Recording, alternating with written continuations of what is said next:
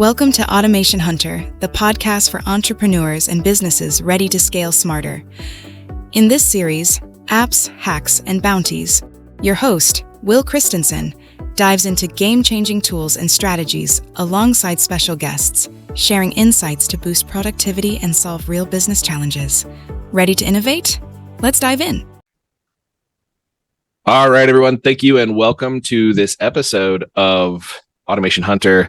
I'm your host, Will Christensen, and LeBrent Speed is here with me. LeBrent, where are you calling in from?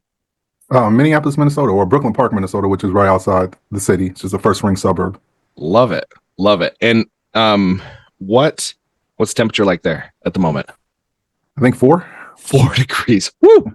You've got me beat there. It is cold here in Utah. It is not that cold. What would you consider cold? Oh man, that's actually a good point. I think I consider cold. I mean, because that's not 4 degrees Celsius. That's 4 degrees Fahrenheit, right? Yes. Oh my gosh. I consider that like I was in Ephraim, Utah for college, and it often was that cold.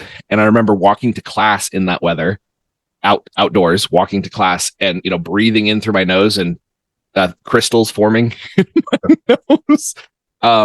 So I do, in fact, agree with you that is cold. Here now, cold is probably like 22 degrees.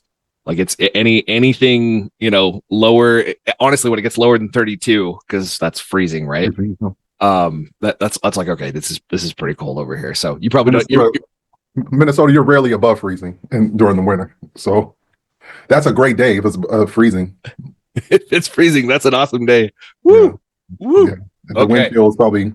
It was when I went to the gym this morning. The wind chill was like 6 or 7 below zero. Oh man, yeah, that's I think one of the things that's amazing about our bodies is that we adapt. I served a 2-year mission in Brazil, and so I was down there for 2 full years. And by the time I got back to Utah, my entire system had deregulated to the point where I thought that hot wasn't hot. Because down there it's hot. Yeah. and I got back to Utah, and I'll tell you what, it took me 2 or 3 years, because I'm the guy that walks around with shorts and a t-shirt or shorts on a short sleeve polo all year round. Like my kids, when I wear pants, they make comments like, "Oh, Dad, you're wearing pants," right? Like I just don't. I wear shorts everywhere all the time in the snow. Doesn't matter.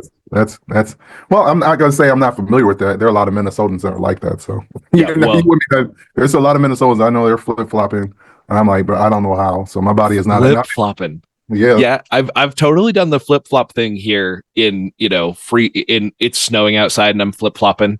I've done that many times. Yeah, it totally discombobulated me though. Down in Brazil, coming here. Sure it is. I've seen it. I'm not one of those people. So I feel like I'm in Minnesota on assignment, even though I've been here my whole life. But if it were up to me, I would be in a much warmer climate. On assignment. All right. I love it. Well, LeBrent, right before we started recording, you asked me a question that I felt like would be awesome to have on the show. And so I'm going to answer it. I'm going to answer it now. But you asked me, I kind of pointed out the Thor's hammer there that I got in the background, and you said, why Thor? Like what's, why it's, seems like you've kind of leaned into that. I have a parent company or a holding company I call Equity Hammer LLC. And fantastic excuse to buy paraphernalia, tax deductible. The reason I chose him is, I actually had a friend who I met who called me Thor. And she called me Thor because I was a blessing in her life, as she was kind of shifting her whole outlook. She had hit, like, literally her house burned down and lost a dog, and she moved to a new city, and she met us. We kind of adopted her, and we had lots of really cool, powerful spiritual experiences together. And she was like, "You're like that lightning bolt. I'm going to call you Thor." And so she called me Thor and like named me Thor in her phone and a whole bunch of other fun things like that. And it resonated with me. I liked the idea of being a blessing, and connecting and helping and growing. And then I grew the beard, and all of a sudden it was like everybody was like, "Oh, you kind of look like Thor." To the point where one time in the airport, I'm walking down the lane and I had this shirt that said FA-Thor. So like Fa Thor. And the whole idea of Thor was father, right? Like it's a play on the word. And it was like, see also totally amazing, hammer wielding demigod who is a parent or something like that. This guy walks up to me and he goes, "Oh, fat Thor. I get it."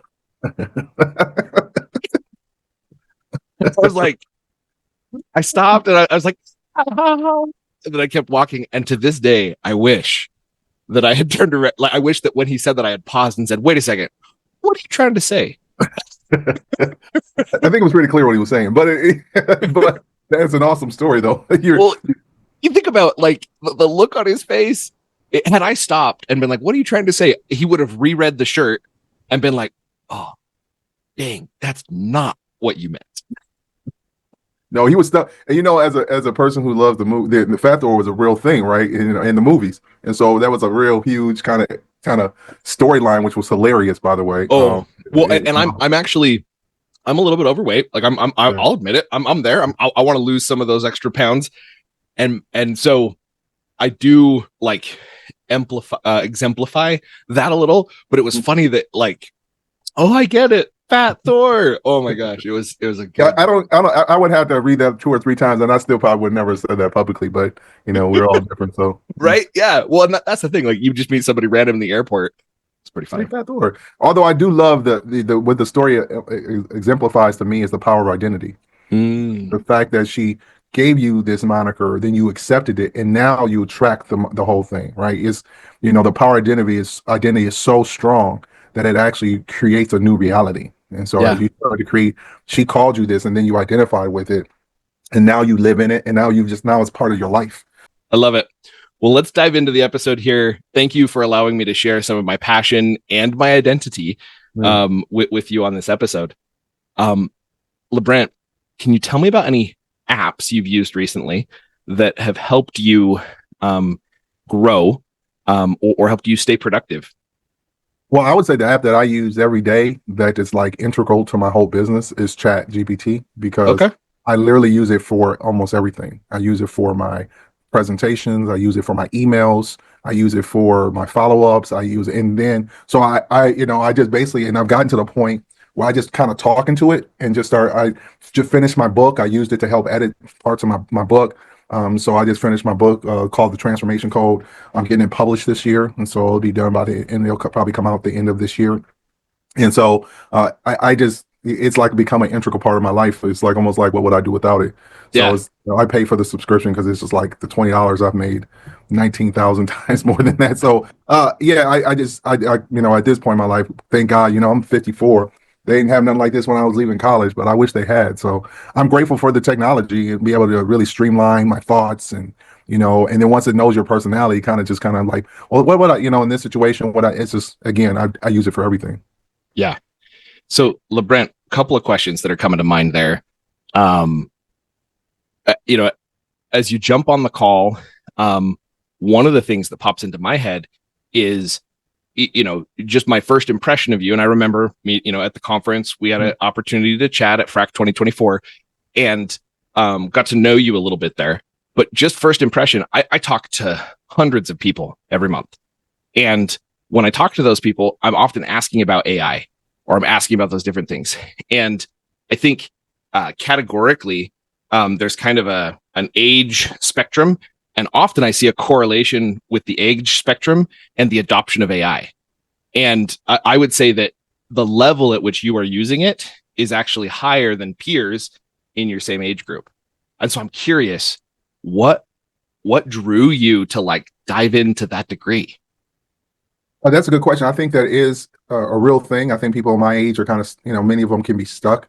But I'm really a big proponent of transformation. I've transformed a lot of areas of my life, whether it be my weight, my relationships, my businesses. And I realized that one of the keys of transformation is adaptability, the ability to adapt to what's new, to be able to incorporate it into your life.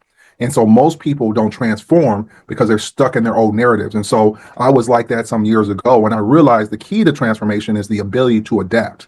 And so when I get introduced, it's uncomfortable at first. There's always that time of uncomfortability when you first start a workout, you start eating different, whatever. There's this major uncomfortability. And really, if you understand the psychology of what happens in uncomfortability, there's this in your brain, there's this fight or flight.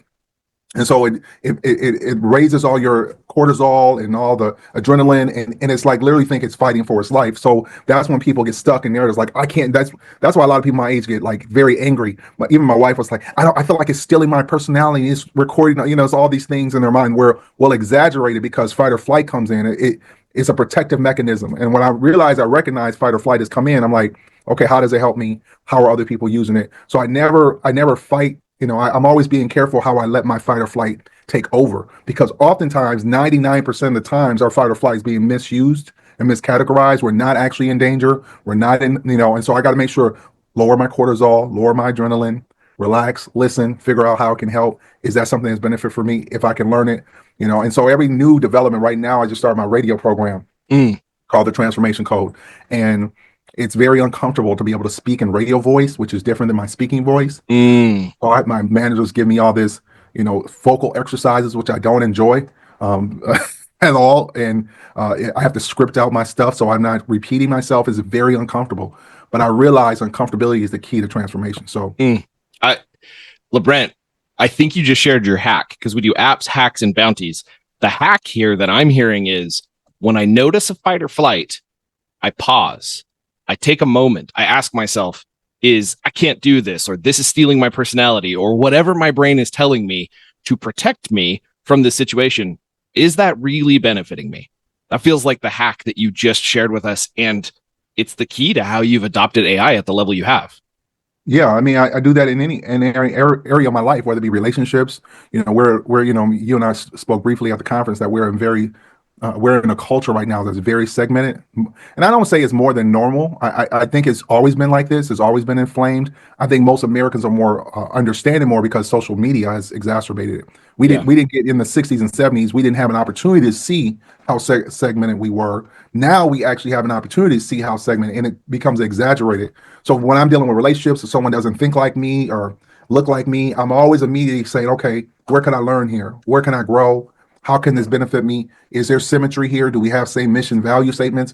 If not, then I'm not going to entrench myself and be fighting back and forth with you. It's like, hey, live your life. God bless you. I'm going to live mine. I think so many times we get entrenched with debates and arguments. We get angry unnecessarily. Some dude cut you off on the road, or some person cut you off, and now you're inflamed with your spouse. And the regulation and adaptability are what I've learned are the key to life and happiness. LeBrent, I love that hack.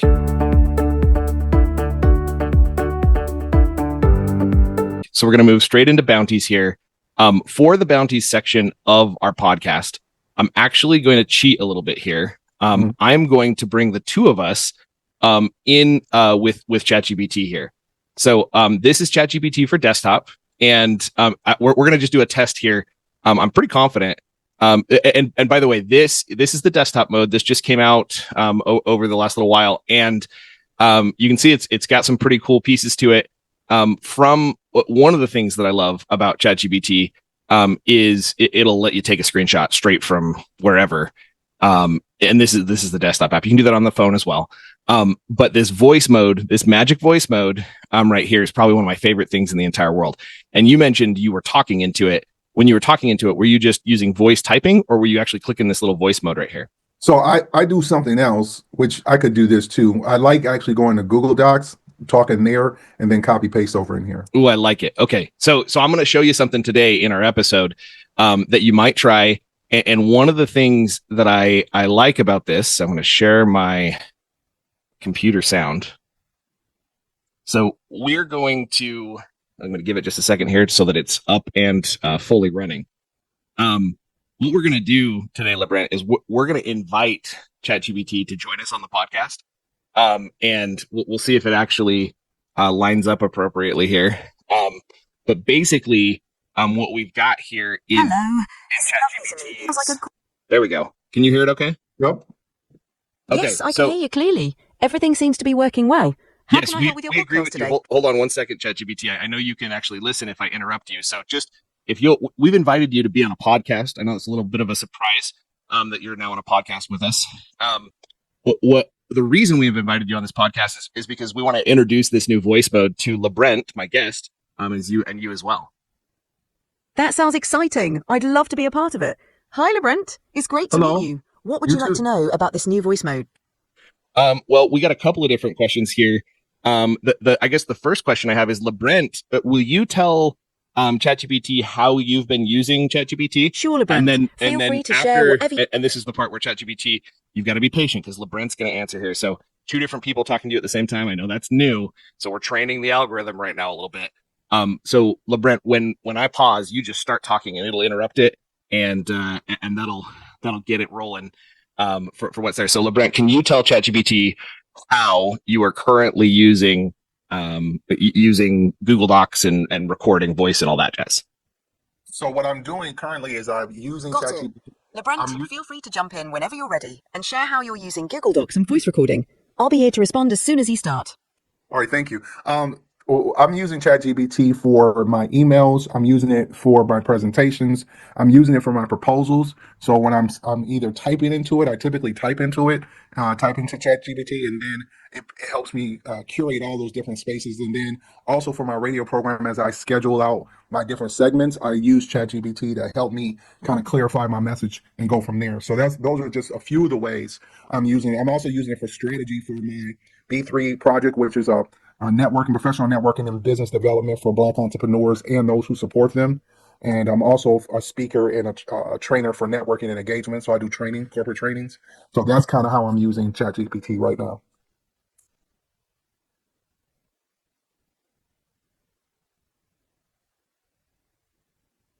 Hello? Oh, I was gonna see whether or not it connected with me. So now that you've heard that, ChatGPT, what are ways that LeBrent could use this feature, this voice mode, to go a little farther? LeBrent, using voice mode can help you in a few ways. You could use it for brainstorming ideas, quickly capturing thoughts, or even transcribing meetings or interviews. It's a great way to keep track of ideas on the go and ensure you don't miss anything important. If you have any specific use cases in mind, I'm happy to dive deeper.